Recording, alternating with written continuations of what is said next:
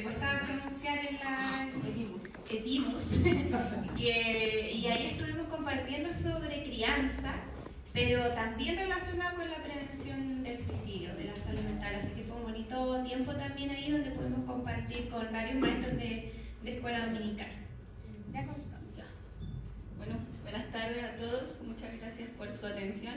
Vamos a partir, como la María Soledad les dijo, vamos a darle una definición de salud mental según la Organización Mundial de la Salud. La salud mental es un estado de bienestar mental. Y este estado de bienestar nos permite a las personas hacerle frente a los momentos de estrés en la vida. Cuando nuestra salud mental flaquea o cuando nuestra salud mental se ve comprometida, nos cuesta mucho más hacerle frente a las situaciones difíciles, nos cuesta ser resilientes, nos cuesta aprender de los errores, nos cuesta aprender del duelo, del fracaso, etc. La salud mental también nos ayuda a desarrollar nuestras habilidades sociales, las habilidades que necesitamos para aprender, para trabajar y también para contribuir a la comunidad.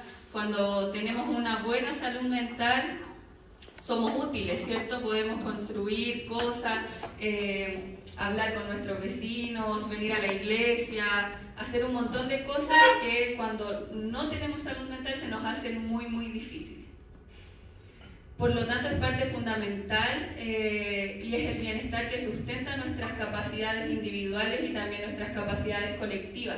La salud mental nos permite tomar buenas decisiones, nos permite establecer relaciones, lazos, tener pareja, tener amigos, tener una buena relación con nuestros hijos, etc. Y también nos permite darle forma al mundo en el que vivimos. Cuando nuestra salud mental decae, tendemos a ver la realidad de una manera un poco más distorsionada.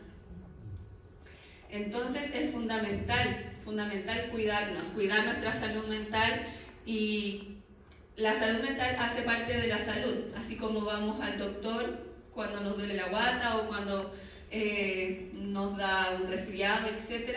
Lo mismo es con la salud mental, podemos hacernos cargo de nuestra salud mental de diferentes maneras. Lo primero es activarnos, ¿cierto? Tener en cuenta nuestro cuerpo, encontrar actividades físicas que nos motiven, no estar todo el día acostados, todo el día sentados, etc.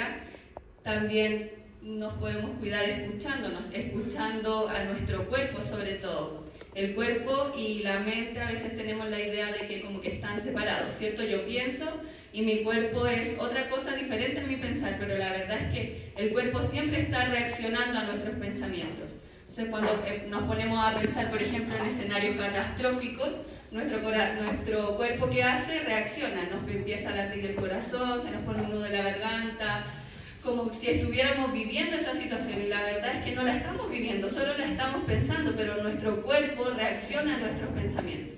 Entonces, escuchar el cuerpo es importante.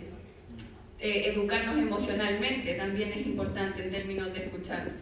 Las emociones están ahí para avisarnos de algo, cumplen una función. Por ejemplo, el enojo tiene la función de defendernos, ¿cierto? Cuando alguien nos maltrata, nos trata mal, nos sobrepasa un límite nuestro, nosotros nos enojamos y ese enojo nos mueve a poner límites. Entonces hay que saber escucharlo. Cuando estamos tristes, la tristeza nos permite procesar situaciones difíciles, procesar situaciones de duelo, sensaciones de pérdida, etc. Y también la tristeza tiene un componente social, hace que el otro sienta empatía de nosotros. Cuando vemos a alguien triste, no somos malos, no somos agresivos con esa persona que está triste, y entendemos y tenemos la capacidad de ponernos en su lugar, ¿cierto? Y decir, pucha, si está triste voy a ser un poco más tolerante, voy a tratarlo mejor, más suavecito, etc. La otra forma en la que nos podemos cuidar o cuidar nuestra salud mental es durmiendo. Es fundamental dormir bien, dormir la cantidad de horas adecuadas. Hay estudios que dicen que cuando la gente pasa muchas horas sin dormir, empezamos a ver cosas, a volvernos un poco locos, porque nuestro cuerpo necesita descansar y nuestra mente también. Y por último, alimentarnos bien.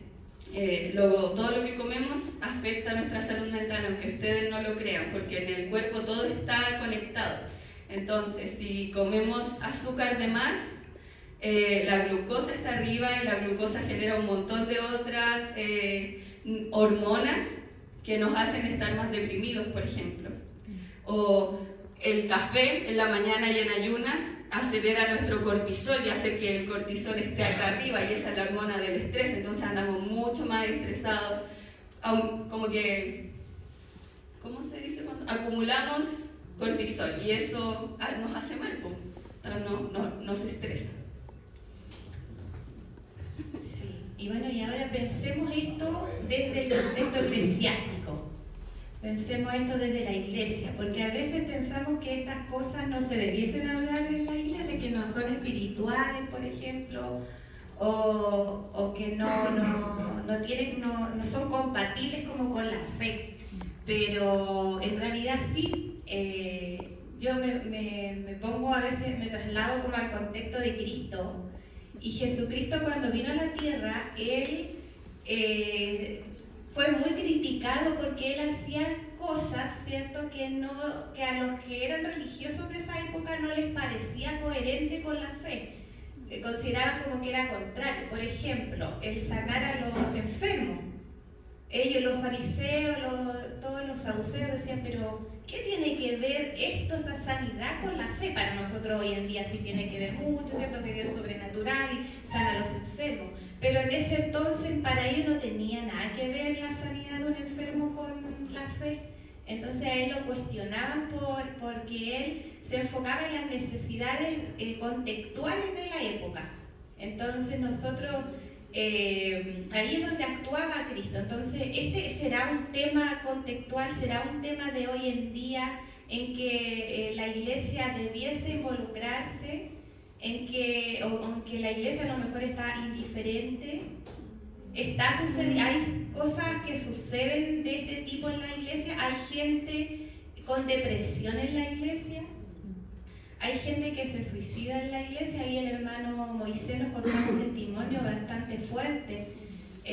Hace poco también yo me enteré de una hija de pastores, que también ella estaba con un trastorno de bipolaridad, porque eso es otro tema. En las iglesias también hay personas con enfermedades, con trastornos, ¿cierto? Y que a veces no tienen sus tratamientos, porque a veces también se considera que es falta de fe, que tengan un tratamiento farmacológico, que vayan al doctor, al psiquiatra, al psicólogo. Nosotros tenemos una fundación que tenemos psicólogos para tratar a la gente, y de repente me dicen, pero ¿tiene una psicóloga cristiana? Entonces yo igual les digo con alto cariño, le digo, pero hermana, usted cuando se enferma y está resfriada, ¿usted va a pedir un doctor que sea evangélico? ¿No es cierto? Entonces en este caso es como lo mismo. Pero claro, hay personas que han tenido malas experiencias, y también es importante. Han habido personas cristianas que han tenido malas experiencias, donde se les ha hablado no se les ha considerado su fe. Pero por esos casos, generalizar tampoco es válido, tampoco es sano, no es correcto. Entonces, qué importante es que podamos también reflexionar cómo vemos nosotros esto en la iglesia. ¿Cuidamos la salud mental en la iglesia? ¿Se da como prioridad el cuidado de la salud mental?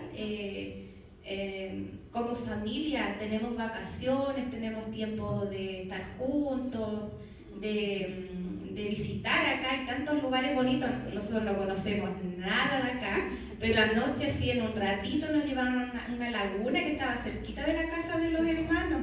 Entonces aquí hay mucho para desconectarse, para tener un tiempo de autocuidado. ¿Se cuida la iglesia hoy en día? A veces estamos muy afanados en el trabajo, muy afanados en la iglesia, en las actividades de la iglesia. ¿Y en qué momento cuidamos, cierto, nuestra vida, que también es importante porque somos preciados para Dios? Entonces, esta es una reflexión que me gustaría que hiciéramos en grupo, para luego vamos a seguir y vamos a profundizar más lo que es la prevención del suicidio, pero queremos hacer ahora una actividad y ojalá nos pudiéramos reunir de 6, grupitos de 6, y vamos a conversar y a responder estas preguntas, a reflexionar sobre estas preguntas.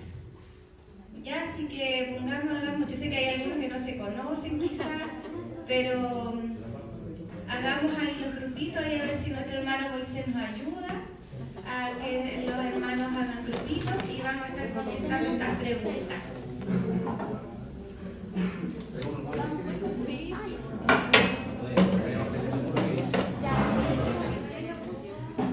Sí, tenemos